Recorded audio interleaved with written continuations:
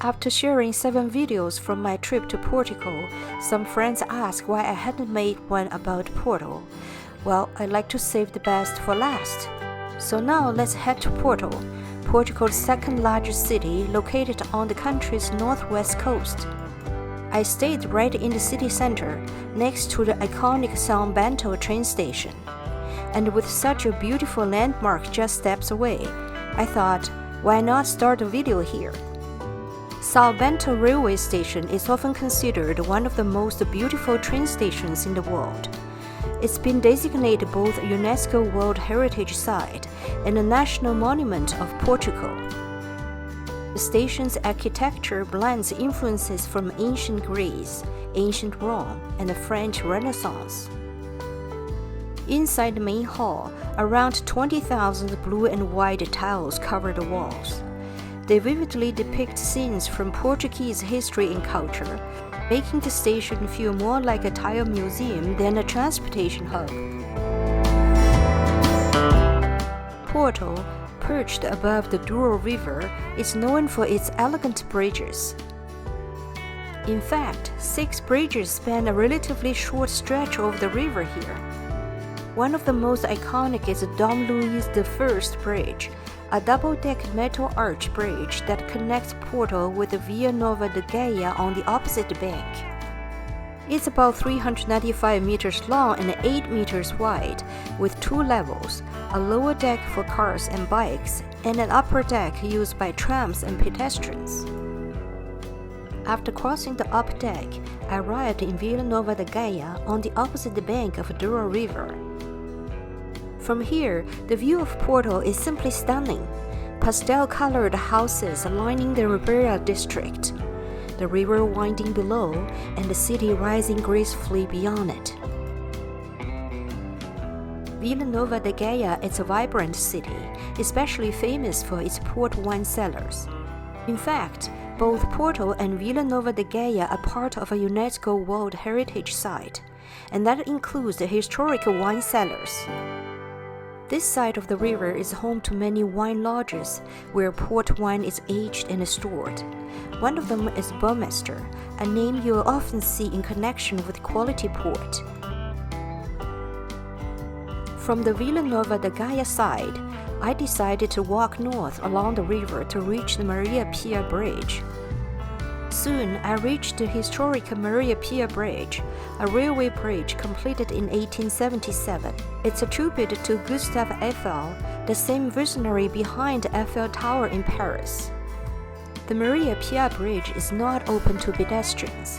I cross the Ponte Infante Bridge and continue my walk along the river. I eventually arrived at the Ribeira Square, a central part of Porto's UNESCO-listed historic center. The square is known for its lively atmosphere. It's surrounded by cafe, restaurant, and rows of colorful buildings. The restaurant terraces were buzzing with energy, and the delicious aromas drifting through the air were irresistible. I found a table, sat down, and enjoyed the food and the moment, just like everyone else around me. As the main city of northern Portugal, Porto serves as the commercial and industrial hub for the region north of the Mendigo River. I was eager to wander through the city's typical old streets, where monuments of immense cultural value seem frozen in time, as if the Middle Ages never ended. This district includes the section of the city once enclosed by the old Fernandina Wall, a monumental structure built in the 14th century for military defense. Today, only fragments of the wall remain. Since I had already climbed several ancient castles during my trip through Portugal, I decided to skip this one. Batalha Square is a historic public square urbanized in 1861. A statue of King Pedro V of Portugal was placed right in front of the Batalha Palace. Not far from the square stands the 18th century church of San Alfonso. Its elegant twin towers and the striking facade are covered with around 11,000 blue and white tiles. Inside, the church is just as impressive. featuring 8 stained glass windows and a rich collection of sacred art that includes textiles, liturgical objects, gilded woodwork, old books, structures, and paintings, all part of the church's heritage. C do Porto, Porto Cathedral is a Roman Catholic church located in the city's historic center. Flanked by 2 square towers, the cathedral's relatively simple facade gives it the appearance of a fortified church. Just in front of the cathedral is a small historic plaza. Once the commercial heart of medieval Porto, it's now a popular lookout where visitors pause to enjoy sweeping views of the city. Built on the highest point in Porto, the Sé Cathedral is the city's most important religious building. It's also one of Porto's oldest monuments and one of the finest examples of Romanesque architecture in the region. Over the centuries, the cathedral's interior has undergone many changes. Wealthy merchants, kings, and noblemen financed the addition of new altars, hoping to secure their place in heaven.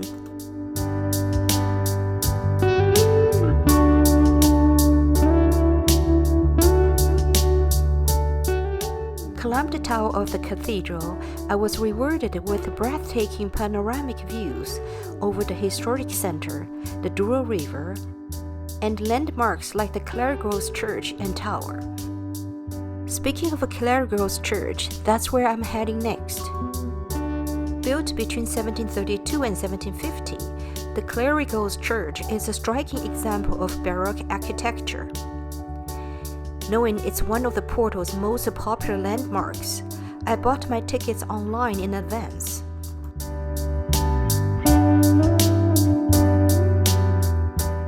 Behind the church stands the most iconic feature, the Clare-Girls Tower. The tower rises 75.6 meters high, and to reach the top, you will need to climb 240 steps. Before coming to Portugal, an old friend who had already been to Porto recommended that I climb the Clare-Girls Tower. And it was worth it. The panoramic view from the top is absolutely breathtaking. The Clare-Girls Tower is the tallest bell tower in Porto, visible from many points around the city. It's one of Porto's most recognizable symbols. In the past, it even guided ships back to port, almost like a lighthouse. Porto is home to many remarkable churches, and the one that's easy to miss is the Church of São Francisco. Founded around 1245, this church is a major Gothic landmark. While its exterior is rather modest, the interior is a Baroque masterpiece.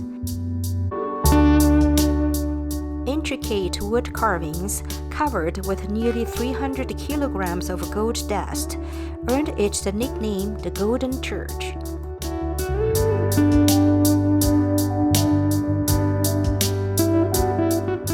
Although it doesn't have the centuries-old history of Porto's churches, the Palácio da Bolsa is still a remarkable historic building, and definitely worth a visit. Also known as the Stock Exchange Palace, it once served as Porto's stock exchange. Built in the 19th century by the city's commercial association, it's now a UNESCO World Heritage Site. In the main hall, the ceiling displays various national coats of arms, representing the countries with which Portugal had strong trade relations during the 19th century. The palace's dominant style is British neoclassical, but its interior showcases a mix of artistic influences. Renowned Portuguese artists from the late 19th and early 20th centuries contributed to its decoration, blending Art Nouveau and other style into an impressive display of craftsmanship.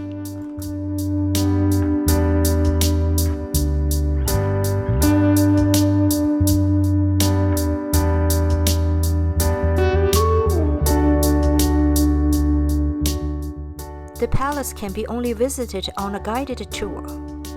Following our guide, we explored several stunning rooms. The Golden Room,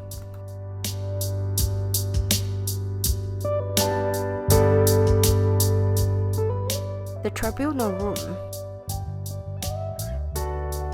the Assembly Room, other notable rooms.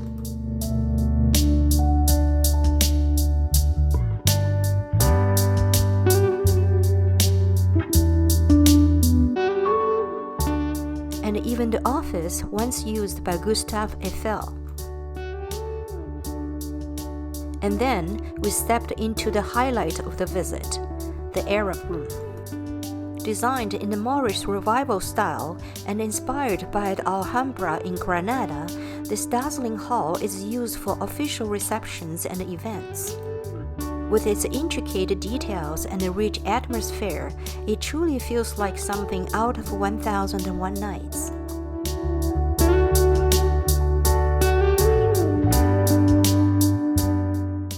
One of the most famous places in Porto is Livraria Lello, often considered one of the most beautiful bookstores in the world.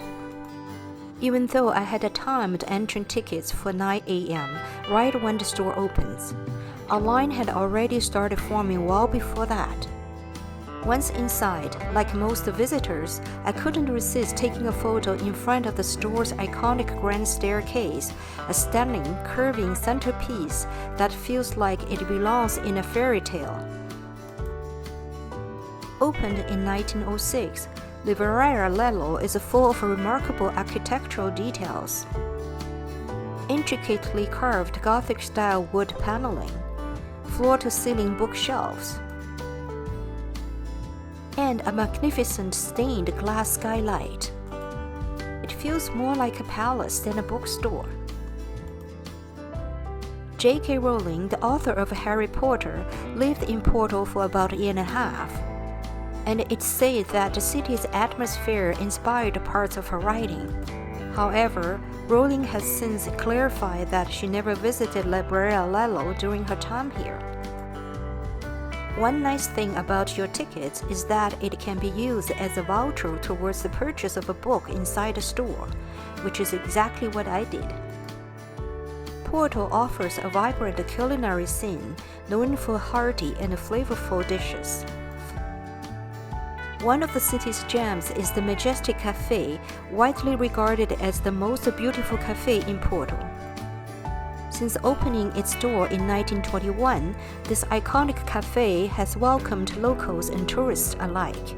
It was once a favorite gathering spot for politicians, celebrities, and artists. The moment I step inside, my eyes are drawn to the lavish interior.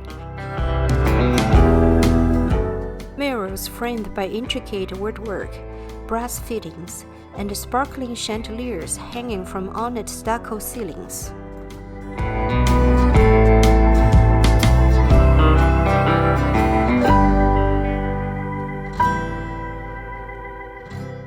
During my visit, I enjoyed a fancy zinnia, one of the most famous dishes from Porto. Inspired by French cuisine, it's a rich, layered sandwich with toasted bread, assorted hot meat, melted cheese, and topped with a savory tomato and beer sauce called Mojo de Francesinha. While in Porto, I also tried one of the Portugal's best sandwiches, the bifana. These sandwiches are made with thin slices of pork marinated and simmered in a sauce of white wine, garlic, and paprika. They are served on soft rolls with plenty of mustard and a peri-peri sauce, simple and flavorful. Did you know the most beautiful McDonald's in the world is in Porto? At the entrance, there is an extraordinary stone eagle statue. Inside, stained glass windows, period paintings, exquisite mirrors, and magnificent crystal chandeliers make you wonder if you have stepped into a palace.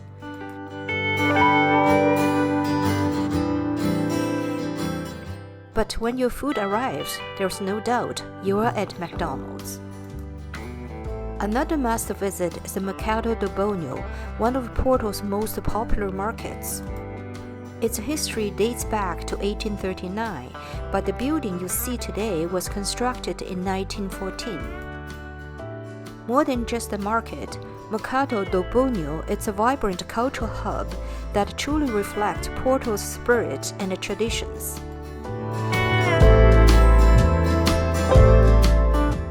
It's a great place to buy fresh local produce and sample delicious foods and wines.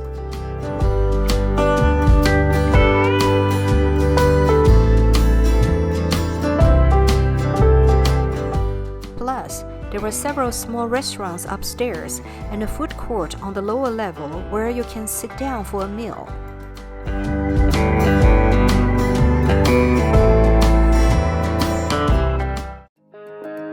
Porto offers a variety of parks and gardens, from large urban green spaces to smaller, more intimate spots. One of my favorites was the Crystal Palace Garden. Here, you'll find lush shrubs, winding paths, vibrant flowers, and bubbling fountains, creating a peaceful oasis in the city.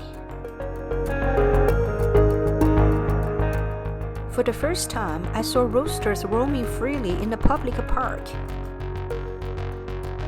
As I strolled along, more poetry appeared, seeming to coexist comfortably with the people around them. Overall, Porto felt like a very human city, a place that gives visitors a casual, relaxed vibe. My trip to Porto and Portugal as a whole is truly impressive and unforgettable.